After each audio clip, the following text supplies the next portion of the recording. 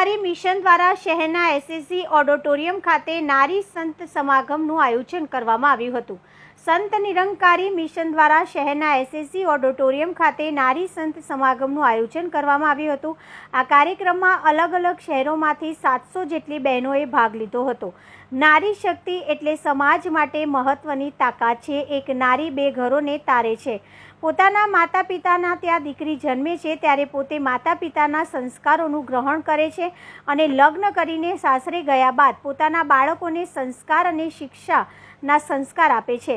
સાથે જ ગૃહસ્થ જીવન થકી સાસરીમાં પણ પોતાનું કર્તવ્ય નિભાવે છે। આજે નારી શિક્ષા, ઉદ્યોગ, સૈન્ય, હવાઈ, નૌકાદળ, સાંસ્કૃતિક તમામ ક્ષેત્રે આગળ વધીને જેના થકી નારી શક્તિ સાચા અર્થમાં શક્તિ સ્વરૂપા તરીકે આગળ છે। સંત નિરંકારી મિશન દ્વારા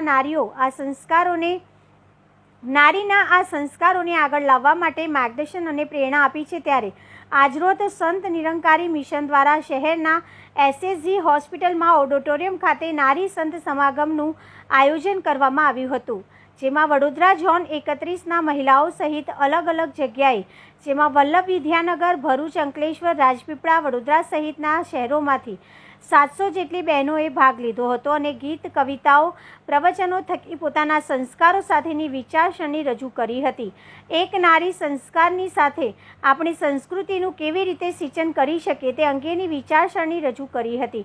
આ કાર્યક્રમમાં સંત નિરંકારી મિશન જબલપુરના खुशबू नागपालની विशेष उपस्थिति योजाई હતી।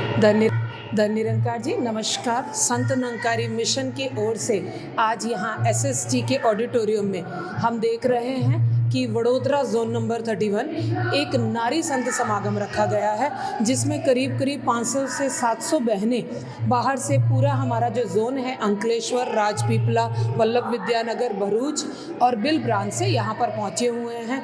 नारी शक्ति जिसे कहा जाता है कि नर, जहाँ पर हम एक नारी शक्ति को एक थोड़ा सा नारी शक्ति का हम जैसे जानते हैं कि एक उसका कितना अहम रोल होता है।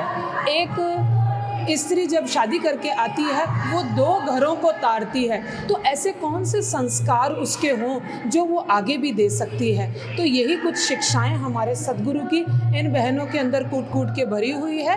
यही हम अपने परिवारों में देते हैं, अपने बच्चों को देते हैं और उसी के लिए वो अलग अलग कार्यक्रम को तैयार करके गीत रूप में, विचारों के रूप में, कविताओं के रूप में, स्किट्स के रूप में और न केवल इनके अलग अलग भाषाओं से, क्योंकि संत निरंकारी मिशन किसी भी कोई एक धर्म या संप्रदाय नहीं है।